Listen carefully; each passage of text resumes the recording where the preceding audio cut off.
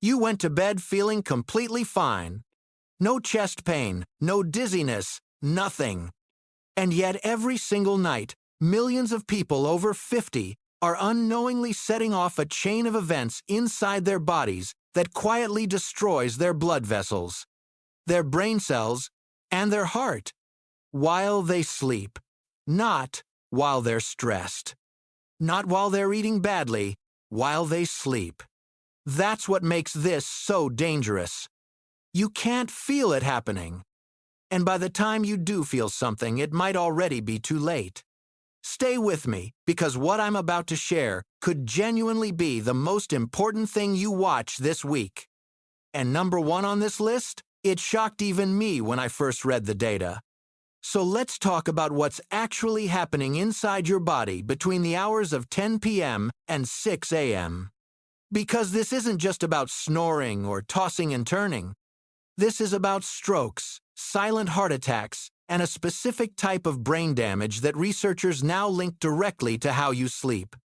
And before you think this doesn't apply to me, over 70% of people who experience a cardiovascular event after age 50 show no warning signs the night before. None. They felt completely fine. Just like you might feel right now. I'm going to give you 4 specific habits and sleep positions ranked from dangerous to absolutely critical. And then I'll tell you the 2 positions that actually protect your brain and your heart while you sleep. Some of what I share is going to surprise you. Some of it might even make you angry, because nobody told you this sooner. But first, if you're watching this right now and you know someone over 50 who goes to bed every night thinking they're doing fine, please share this with them before you finish watching. What you're about to learn is that simple and that urgent. Let's start at number 4, and no, this isn't the worst one, but it's the one that silently steals oxygen from your blood for 8 straight hours without you realizing it. I'm talking about sleeping on your stomach. Now, a lot of people love this position. It feels comfortable. It might even help with snoring. But here's what your doctor probably never told you.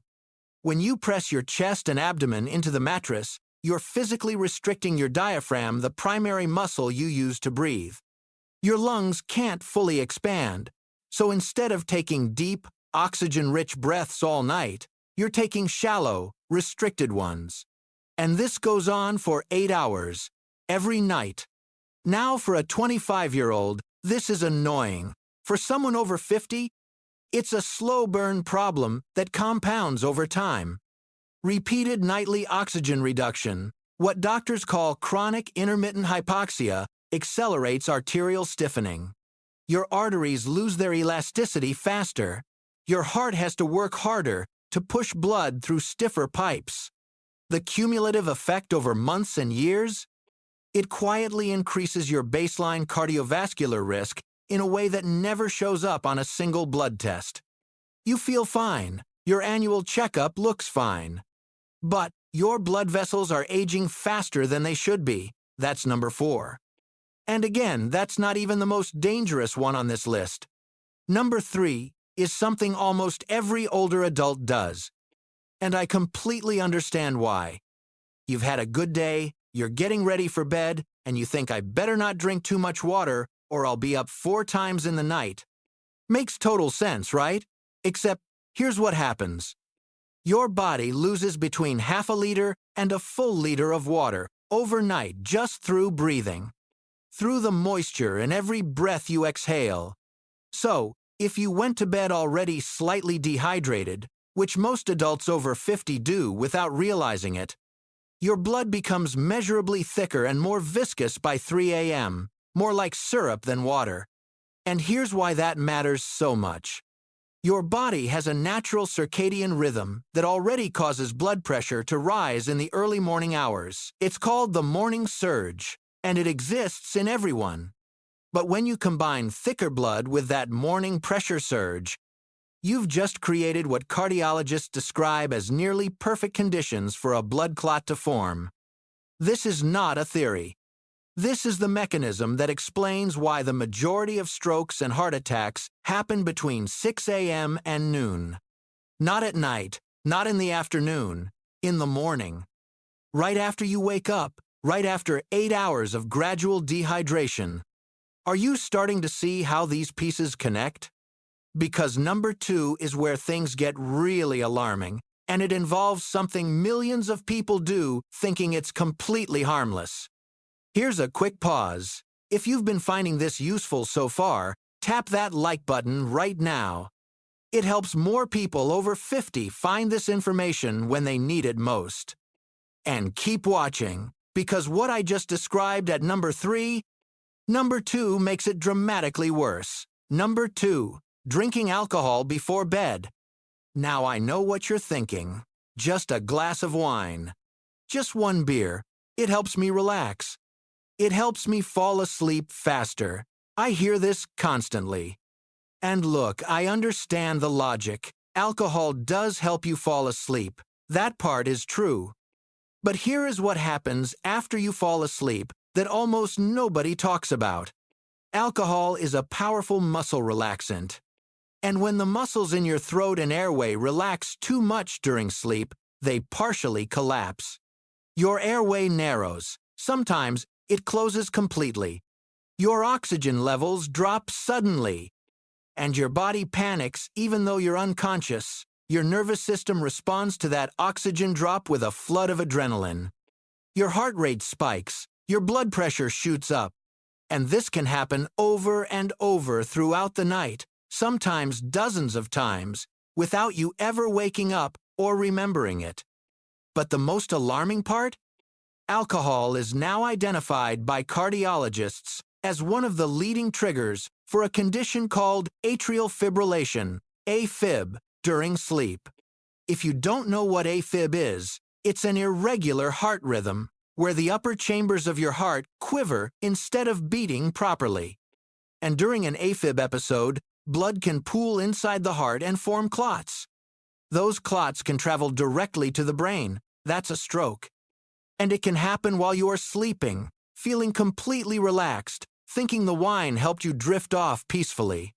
The term some researchers use is holiday heart, but it doesn't take a holiday. It can happen on any Tuesday night with a single glass of wine, especially in adults over 55 whose heart tissue has already changed with age. I know that's uncomfortable to hear, but you deserve to know it. We are about to get to number 1, and I need you to pay close attention because this one is responsible for more silent strokes and nighttime cardiovascular events than all the others combined.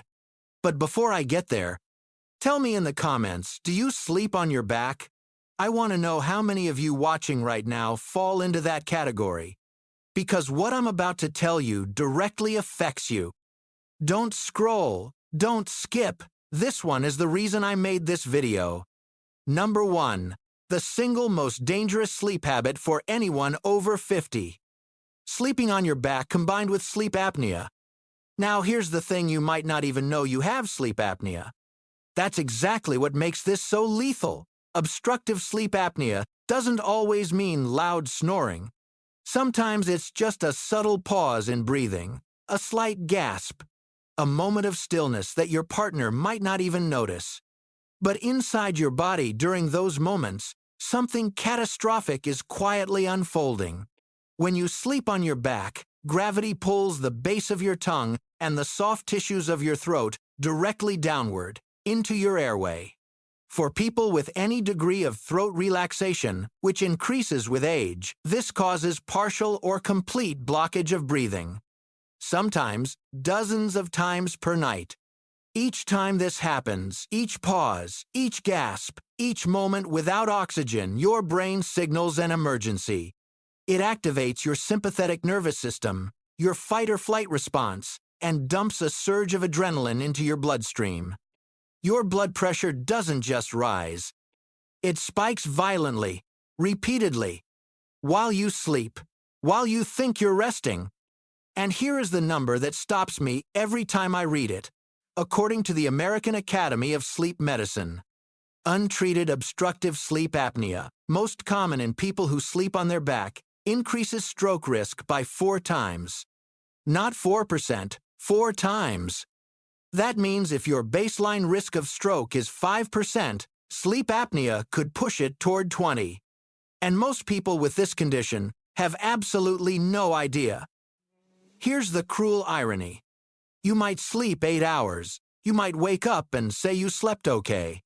But inside, your brain was under oxygen stress for potentially hundreds of minutes of that 8 hours. Your heart was riding repeated adrenaline spikes. Your blood pressure was surging in ways your daytime reading will never capture. And every single morning you wake up from a night like that, a tiny bit more damage has accumulated. Silent, invisible, cumulative.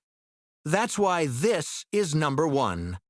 Because it's the one that feels like nothing until suddenly it isn't nothing anymore. So what do?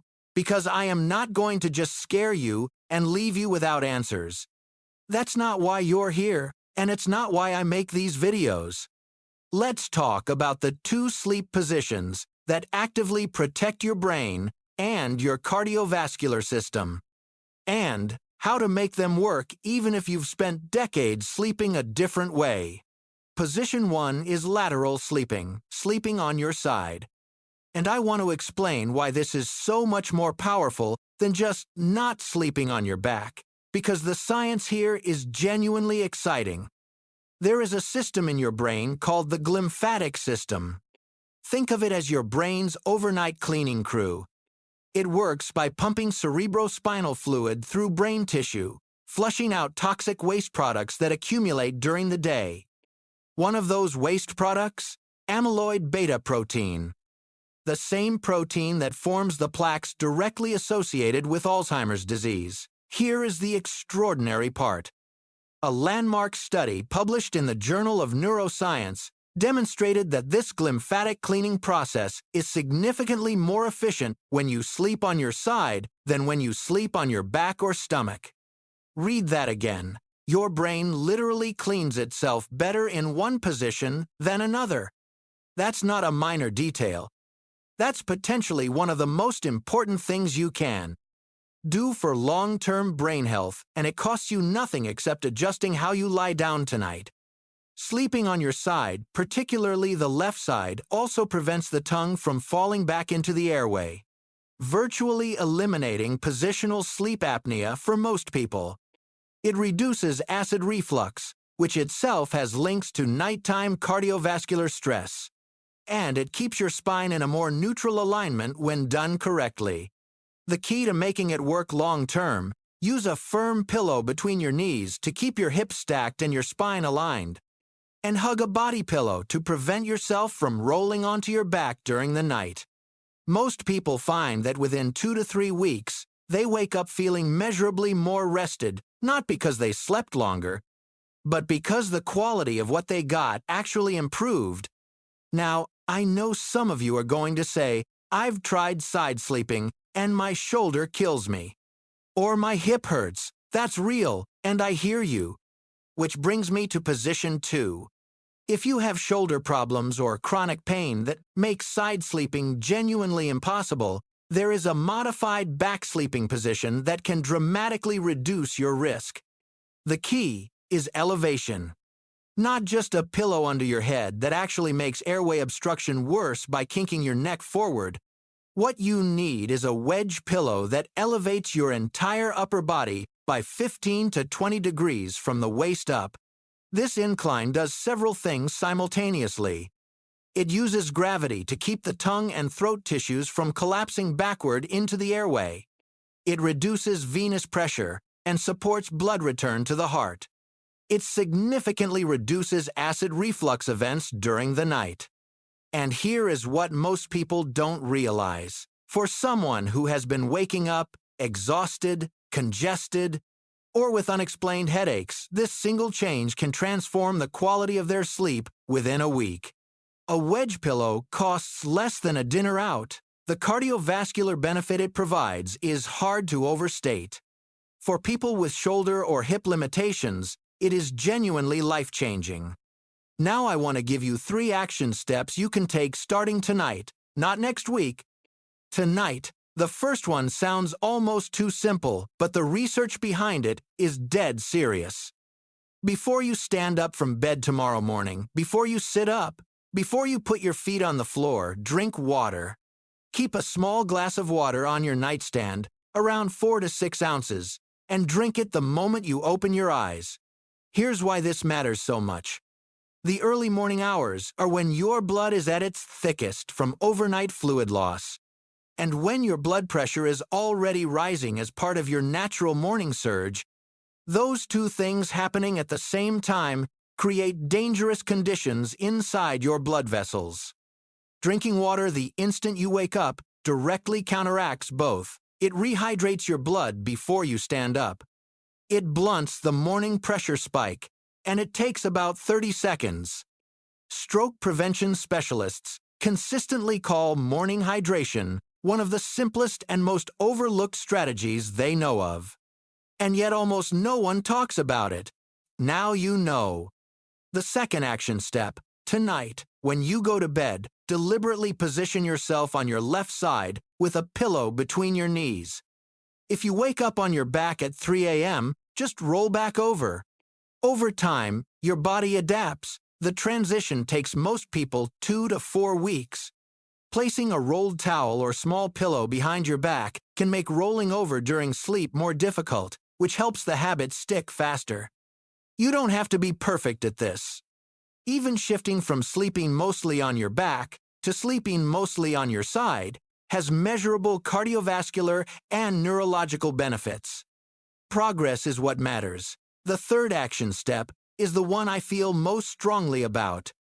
If you snore, or if someone who shares your bed tells you that you occasionally stop breathing in your sleep, please get evaluated for sleep apnea. The diagnostic test is called a sleep study, or polysomnography. And in many cases, it can now be done at home with a device your doctor prescribes. Sleep apnea is one of the most underdiagnosed conditions in adults over 50 and one of the most treatable. The difference between untreated apnea and properly managed apnea in terms of cardiovascular risk is not small. It is enormous. Do not put this off. Make the call this week. Here's what I want you to carry with you from everything we covered today. Your body is not at rest during sleep. It is working. It is repairing, cleaning, regulating, and maintaining the systems you depend on every waking hour. The decisions you make about how you sleep, what you drink before bed, and which position you lie in are not trivial choices.